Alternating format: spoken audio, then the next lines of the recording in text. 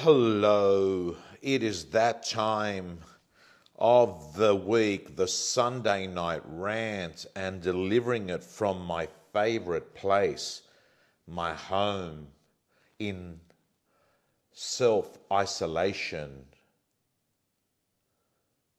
by choice, not by government guidance.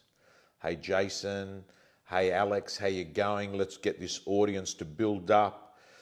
It is Sunday Night Rant. Shane Beaumont, how are you, my friend, from Perth, which is now 5:30, not 8:30.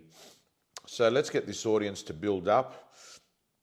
And we've got a great rant on tonight where I'm going to talk to you a little bit about how to survive and thrive in a time of uncertainty and crisis. And I will say that in my life, and I'm 52 years of age, I have never been anything through what has been thrown in the last 1 week. So there's a few reactions from people. Hey, Dan. Hi to everyone that's coming in. Hello, Johnny Manos. There's a few reactions. Some people are saying, hey, listen, overreaction. The world's gone totally crazy. There's another group of people that have gone in total paranoia mode. They are thinking to themselves, hi to everyone that's coming. Hi, Nick. Hi to everyone. There's a group of people that are in total paranoia modes, thinking, hang on a second. Spanish flu killed 50 to 100 people in 50 to 100 million in 1918. The language and the dialogue and the approach that's coming from Scott Morrison, Jacinta Ardern is suggesting that this ain't going away quickly, that this is here for a while. Hey, Paul Biller. And there's a group of people that are sort of just listening by the hour, going online, hey, Matty Pilios, and sussing out the latest information as it comes through. Can I give you my personal view? My personal view is that on a scale of 0 to 10, 10 being a problem, it ain't a 10 problem for me. I'll tell you straight.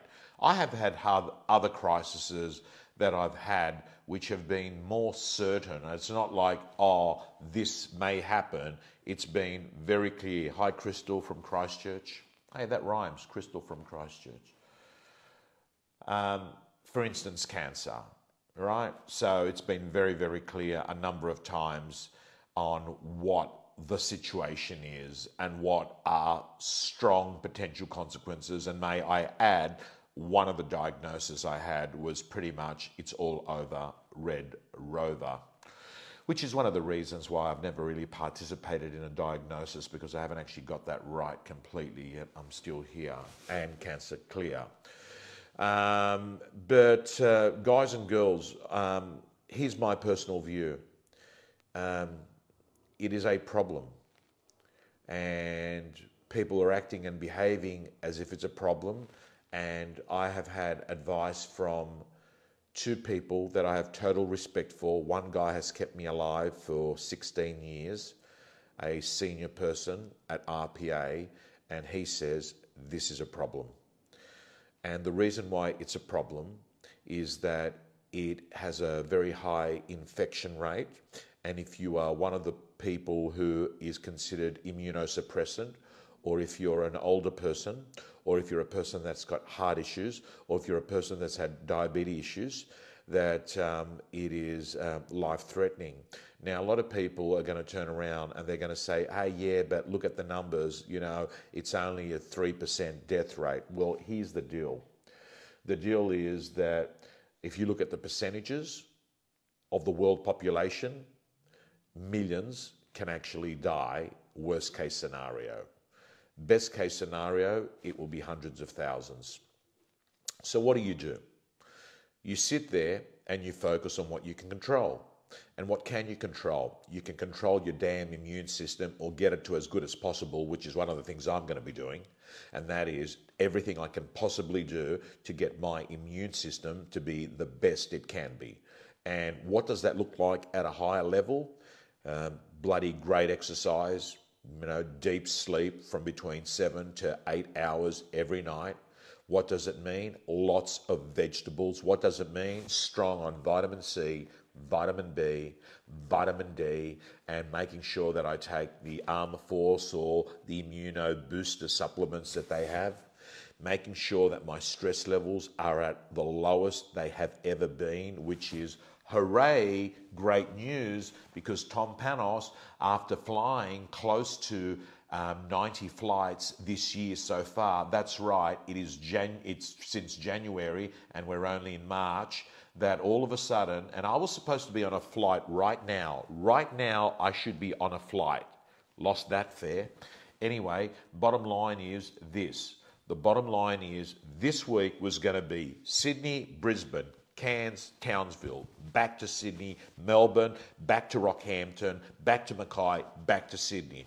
And I just made the decision after talking with a senior doctor at RPA Lifehouse, and he actually sent me a text message. He said, I don't think you should be doing it. So I'm the one that actually, veggies. I made the decision. Since then, I can see that conference people and events people have gone down on meltdown. And as for ARIC, let me get that out of the way for a moment. As we stand right now, it is business as usual based on the conversation that I had with ARIC on Thursday. But I hope that you understand that this is a daily moving challenge. By the day, in fact, if you go onto news.com or Telegraph, you will see it's by the hour there is information. And for those people that believe it's all a big media conspiracy, let me tell you, coming from someone that has come from the world, that has come from media, listen to me very carefully. Do you think media wants business to come to a sudden halt? Think about the whole bloody equation for a moment. The way media makes money is to actually get people's eyeballs onto the press so they can actually have organizations like David Jones and Qantas and the Flight Centre and Harvey Norman and every other organization out there that makes profits to actually spend money with the media, right? That's how they make money. They make money by getting companies to spend. Now, they don't actually want the place to actually go down and just bloody collapse, right? Because they make money out of companies paying them money. They don't make money by getting paid to put bad news in for a reason, right? They certainly get the attention with bad news, but they don't want the actual economy to go down the drain because they're not going to make money. Drink lots of water. Thank you so much. So, let me get back to what it means. It means that we make decisions on the things that we've got control of. And at the moment, what we know, if you're in real estate, is the following. That right at this moment, it is business as usual. But it might not be in the middle of this week, which is why I'm going to make a recommendation that came from Brent Ilicic from South Australia, who has decided to reach out to his agents and tell them properties that were going to be auctioned on Saturday, if they've got buyers on those properties at the moment, that it might be a good idea to bring those auctions forward and auction them like in the next few days and sell them. Because there may be a situation where on Saturday, based on government legislation, that you won't be able to do the auctions. They might turn around and say, hey, businesses cannot be operating. And then you could sit there and argue and say, well, this is urgent business and what have you. So the bottom line is, if you've got a buyer or if you've got two buyers, you make a pros versus cons and bring the auction forward and get the deal done. That's one of the strategies you might consider if you are an auction vendor that's going to auction on Saturday.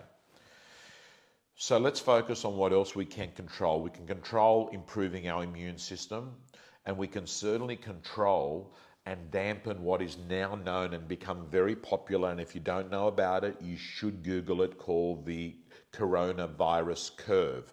So what we clearly know is that the curve, when people don't use social distancing, and when people are not using good hygiene, like washing their hands with either soap and water or with sanitizer, that what actually happens is that the curve of coronavirus is it spikes. And when it spikes, what it means is a lot of people get it, and they get it really quickly, like in Wuhan. And what actually happens is this, that when it spikes, the hospital system cannot actually service the people that are sick. So what happens is that the system is pressured and people don't get the treatment they need. Hence, people can die. So what the dampening of the curve's about is that you spread the coronavirus over a longer period of time with less people being impacted by carrying out those two strategies. Now, if you're the sort of person that believes that it's totally over the top, you can still have that belief, but you still practice those two things as a responsible person in a community that thinks not just about their damn self, but thinks about other people in the community, right? So you can still have and choose the belief that you want to choose. But what you're doing is you chip in because you're selfless. And what you're doing is you're thinking about the person that is old, that's got diabetes, or the person that is immune suppressant. And all I'm saying to you is, how big a deal is it, my friends, to do that? So, what does it mean in real estate? What does it mean in real estate? Well, it means in real estate that you need to talk to buyers in an intelligent way. So what I'm going to do is give you around 7 or 8 pieces of dialogue strategies to help you. Let's move on. Right now, and by the way, I did 10 auctions, 80% sold on Saturday. It was a good day. I was surprised that the media and coronavirus had not created a bigger impact on the buyers. Thank you. Yes, I'd like to be the Prime Minister. And I was surprised. And the property sold well, and they sold for good money. And I want to share with you some of the dialogue and language I used on the day, and I'm going to share the dialogue and language I think you need to be using to buyers. Right now, buyers are feeling nervous. Buyers are feeling uncertain. Here is some great dialogue and language to actually help the buyer have clarity. Mr. and Mrs. Buyer, I want to let you know that Warren Buffett is known as the greatest investor of all time. Warren Buffett's advice was always to buy when there is fear and panic in the market, and to sell when there is a boom going on. Right at this moment, as a buyer, you're lucky.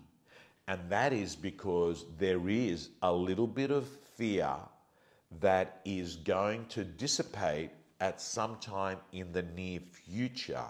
So right now, you have the option to be able to choose a home that you might not be able to choose when the market is strong. And I've got to let you know, Mr. and Mrs. Buyer, another reason why you should be looking at real estate right now is this. There is going to be a greater chance I can get a vendor to accept your offer. So when there is fear and uncertainty in the market, what it means is I can get offers accepted for buyers far easier. It also means that you're buying with less competition and you're actually potentially buying in isolation. Because I've got to say to you, Mr. and Mrs. Buyer, when it dissipates, there'll be so many more buyers you'll be competing against. The other reason, Mr. and Mrs. Buyer, you should be buying is you don't want to fall into that pattern of being a paralysis by overanalysis chronic looker. You didn't buy last year because you were worried the market was going to crash because what was going on with mortgage brokers and the financial system. You didn't buy in December and January because you were concerned about the bushfires.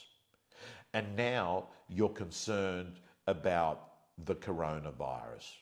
I'll say to you, sooner or later, you must make a decision for your family based on your life, not based on the markets. And the other thing I'll say is this, Mr. and Mrs. Buyer, what we clearly know is the Australian stock market has gone down 27%. What I can tell you is when the stock market goes down, the property market goes up. The stock market has gone down and the property market goes up. Why? Because people resort back to bricks and mortar. People resort back to safety. People resort back to land and property. Mr. and Mrs. Buyer, that's the reason you should be buying real estate right now. At the same time, guys and girls, you've got sellers. And you've got sellers at the moment that might be reluctant to actually sell at an offer that you've got. And what I say to those kind of vendors, and I often say this at an auction when I'm in a negotiation with a vendor, is this. Mr. and Mrs. Vendor, right at the moment, we have got buyers. The way things are going with the coronavirus is we don't know how long this is going to go for, and we also don't know whether we're going to have this buyer next week. We might not have this buyer tomorrow. So the question I want to ask you is, are you conservative or are you more the risky type? Because if you're conservative, take the cash, because cash is king. And then what you can do is actually go out into the market and you can buy a property at a subsequent time at a buyer discount. Because if the market is going to go down, you're actually selling right now and you're buying when the market goes down. So Mr. and Mrs. Vendor, right at the moment, we do have a buyer. Soon, we may not have a buyer. If you're conservative, take the cash. Cash is king. On that point, might I add, I have a lot of friends that always laugh at me because I do invest in a very conservative way. And I actually always have money that I have left in cash, which is basically sitting in bank accounts. And a lot of people say, oh, but Tom, you know what, Tom, you know, when you've got money in the bank, you're losing money because you're only getting 2% interest. See, I don't think that way. Here's how I think. When I've got money in the bank, I have got opportunity costs up my sleeve, because at some point what actually happens is I can redeploy those funds and I can actually buy discount opportunities that come up. And that's why cash is king. So a lot of people that think, hey, if you've got money in the bank, you're losing money because you're only getting 2%. Well, hey, that ain't the full picture. The full picture is what do you do with that money when opportunity comes up? For instance, right now, you can pick up Panos and get 10% yields. Think about that for a moment. 10% yields. You could actually end up buying good blue chip shares that are discounted at close to a third of what they were only a couple of weeks ago. And who knows what's going to happen in the next couple of weeks.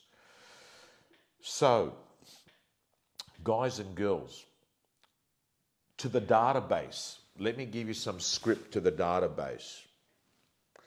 To the database, you can ring up and say, Mr. and Mrs. Vendor, if you were thinking on coming onto the market, like in a few months or 6 months or even 12 months, we're actually recommending to our clients to come onto the market now, because it appears that there are other vendors who are thinking of actually not coming onto the market because they're scared. That basically means that you now are in a situation where you will have the buyer's attention without other vendors having their property in competition to you.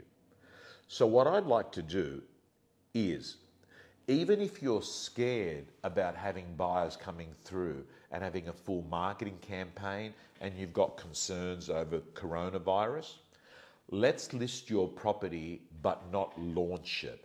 Let me make it a pocket listing in my top pocket.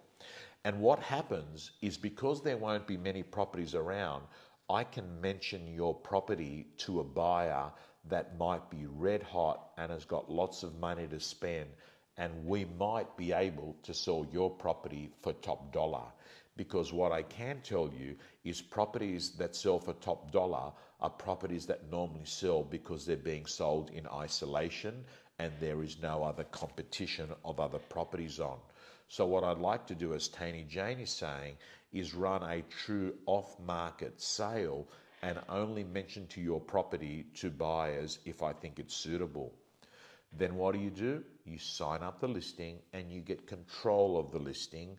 And then what happens is, as time goes by, the agents that have got the listings will control the market.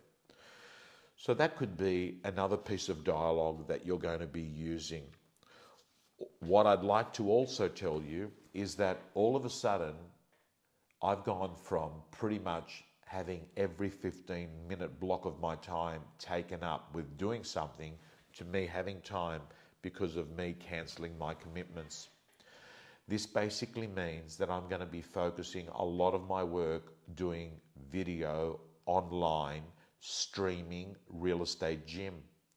What it basically means is this, that for the next 30 days, beginning on the middle of this week, the gym's actually opening up tonight, because for the next 30 days, I'm going to be doing a reinvention plan for people that are going to use this period of time to use video and training on demand and online learning. And I'm going to be using the real estate gym covering the following topics. Every day, gym members are going to be getting content off me on prospecting, who to call, when to call, what to say, the script and dialogue, the different kinds of people that you call on prospecting, how to overcome procrastination, paralysis by overanalysis, and how to overcome perfectionism, which is one of the killers to prospecting. I'm going to give you exactly who to call, what to say, and what to say back when people say things to you. I'll be doing that.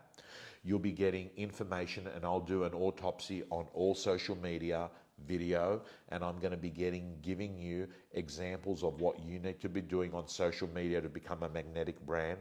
I'm going to be putting a big focus on video listing presentations, and I'm going to give you the ultimate listing presentation on how to handle price, how to get more vendor paid advertising, and scripts and dialogues to help you through the crisis that we're going through.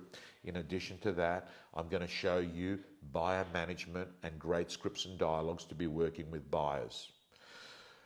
The real estate gym is now open, and I'm letting you know for the next 30 days, and that's going to be beginning the middle of the week. We're going to do a total reinvention transformation plan for all gym members, so join in.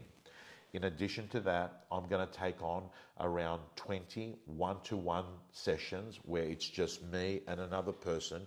It will be done by video, and I will be doing one-to-one coaching sessions on video. I'm taking these on because all of a sudden I have the capacity. Of course, I've got others that I'll be doing with pre-existing clients and those that have booked, but I'm going to open it up. If you want to take any of those sessions, you are to email info@tompanos.com.au. Susan will put the email into the comments box, but I'll repeat it, info@tompanos.com.au, and I'll be doing one-to-one coaching sessions. And my plan in those coaching sessions is to give you a power prospecting session. I'm going to do an autopsy on your business, and I'm going to show you some video and social media hacks. Those sessions are $5.95 an hour, and you'll book those through email. Guys and girls, I'm going to finish the rant here. I'm going to wish you all the best, and I hope and I pray that what we have right now is a small speed hump, and in the near future we're going to look back as a bunch of people in unity that were grateful, that acted together, and we were able to actually have very little suffering when we compare it to other illnesses over the last 100 years. That's what I hope. If you are a person of faith, you pray. If you're a person that is not a believer that this is serious, that's good as well. Just practice those two things, social distancing, and of course, in addition to that, great hygiene, and let's dampen the curve. Guys and girls, signing off.